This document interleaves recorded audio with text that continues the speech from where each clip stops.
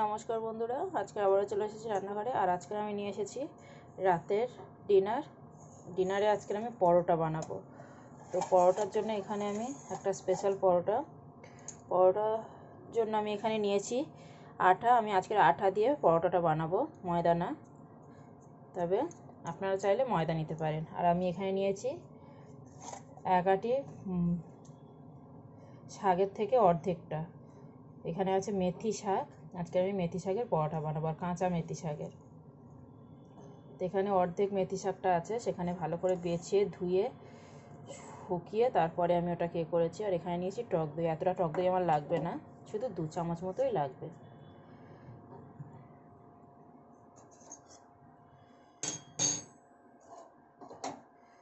আর এখানে দেখুন চিনি, একটুখানি গোলমরিচ আর সামান্য স্বাদ অনুযায়ী নুন।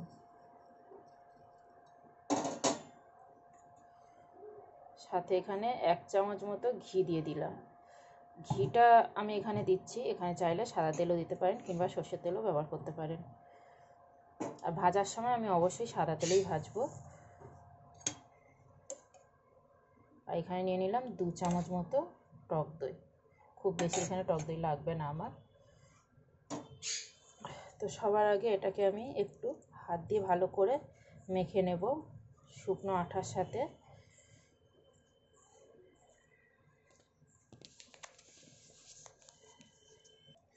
তো এখানে দেখুন বন্ধুরা, আমি কত সুন্দর করে আটাটাকে শুকনো অবস্থায় মেখে নিয়েছি।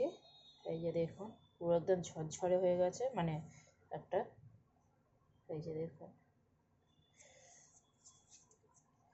আমি এখানে আজকের আটার সাথে কিন্তু শাকটাকে পুরো মাখবো।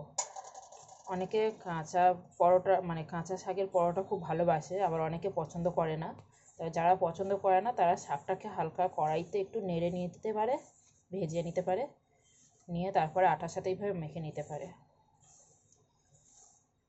তো এই যে দেখুন, শাকটাকেও আটার সাথে খুব সুন্দর করে মেখে নিয়েছি। এবার অল্প অল্প করে জল দিয়ে সামান্য, মানে যেরকম নিজেদের মানে হাতে লাগবে, নিজেরা বেলতে পারবেন সেরকম বুঝে আটার ডোটাকে বানিয়ে নেবেন। এবার আমি অল্প অল্প করে জল দিয়ে বানিয়ে নেবো। এই যে দেখুন, শাকটা কিন্তু আমি ভালো করে জল ঝরিয়ে শুকিয়ে নিয়েছি, তাই খুব বেশি জল ছাড়বে না। তো বন্ধুরা, আমি ক্যামেরাটা অফ করলাম, কারণ আমাকে 2 হাতে ধরে মাখতে হবে সুন্দর করে। তো মেখে নিয়ে দেখাচ্ছি। এখানে দেখুন বন্ধুরা, আমার আটাটা মাখা হয়ে গেছে। এই যে আমি নিজের পছন্দ মতো করে মেখে নিয়েছি। যার যেরকম লাগবে সেরকম করে মেখে নিতে পারেন। তো এখন দেখুন, এখানে সামান্য একটুখানি ঘি নিয়েছি, নিয়ে আমি এইভাবে, দেখুন আমার এক হাতে প্রবলেম হচ্ছে, এই যে সব সরে যাচ্ছে। তো এবার একটুখানি তেল ঘি কিছু লাগিয়ে এইভাবে ভালো করে ডোটাকে সোজা করে রেখে কিছু দিয়ে ঢাকা দিয়ে কিছুক্ষণ রেখে দিন, 5-10 মিনিট, 8 ঘন্টা, যার হাতে যেমন সময় আছে। তো চলুন আমি পরে দেখাচ্ছি।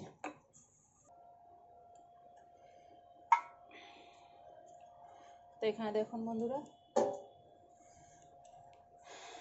আমি বেশ 20 থেকে 25 মিনিট পরে ফিরে এসেছি। আর এখানে কতটা সফট হয়ে গেছে আর কতটা সুন্দর দেখতে লাগছে। এখন আমি এটাকে নামিয়ে নিলাম, নিয়ে একটু ভালো করে মেখে নেব। যদি আটা লাগে তো দেবেন, এখানে আমার আটা খুব বেশি লাগবে না, এমনি মেখে নেব হাত দিয়ে। দেখুন, তারপরে নিজেদের পছন্দ মতো লেচি কেটে নেব। এই যে দেখুন, মাখা হয়ে গেছে, এবার লেচিটা কেটে নিই। এখানে দেখুন বেশ অনেকগুলো লেচি হয়েছে। এখন আমি পরোটাগুলো বেলে নেব। এখানে দেখুন বন্ধুরা, আমি বেশ পরোটা বেলে নিয়েছি। খুব বেশি মোটা করিনি কিংবা খুব বেশি পাতলা করিনি, আর একদম দেখুন কতটা সাইজের বানিয়েছি, 1 হাত। তো এখানে তো আমি তাওয়া বসিয়ে দিয়েছি, এখানে ভাজবো। তো চলুন আমি আরও একটা বানিয়ে নিই।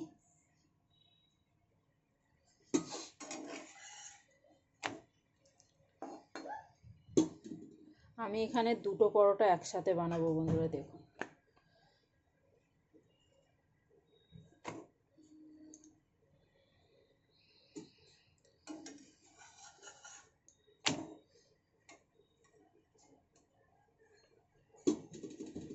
এরকম হালকা করে এদিক ওদিক করে 2 সাইড করে আগে সেঁকে নিচ্ছি, এরকম দেখুন হালকা একদম।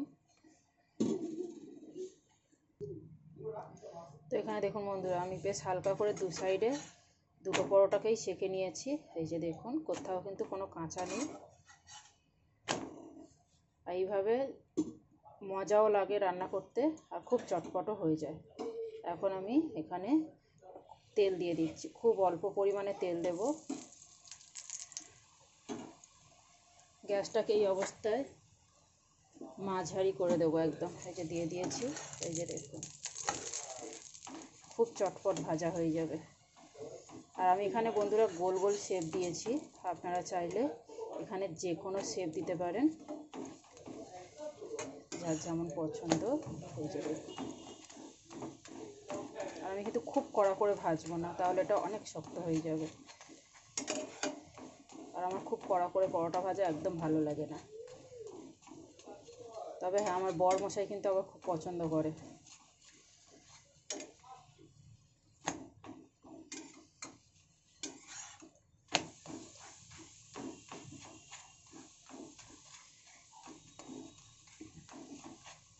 তো আমি চলুন এইভাবে ভেজে নিই, তারপর দেখাচ্ছি। তো এখানে দেখুন বন্ধুরা, আমার কিন্তু পরোটা ভাজা কমপ্লিট। এই যে দেখুন, এই যে আমার কিন্তু পুরোপুরি কমপ্লিট। এখানে কিন্তু খুব বেশি তেল লাগেনি, আমি একদম অল্প তেলে করেছি, আর এখানে খুব সুন্দরভাবে হয়েছে। তো আজকের রেসিপিটা কেমন লাগলো বন্ধুরা, অবশ্যই একটা লাইক কমেন্ট শেয়ার করে আমাকে জানাবেন। ভালো লাগলে আমার চ্যানেলটাকে সাবস্ক্রাইব করবেন। আর আমার ভিডিওগুলো দেখার জন্য অনেক অনেক ধন্যবাদ বন্ধুরা।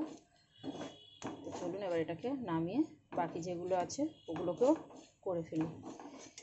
তবে হ্যাঁ বন্ধুরা, এই গরম গরম পরোটা কিন্তু আপনারা যে কোনো জিনিস, দই, আচার, চাটনি কিংবা যে কোনো সবজির সাথেও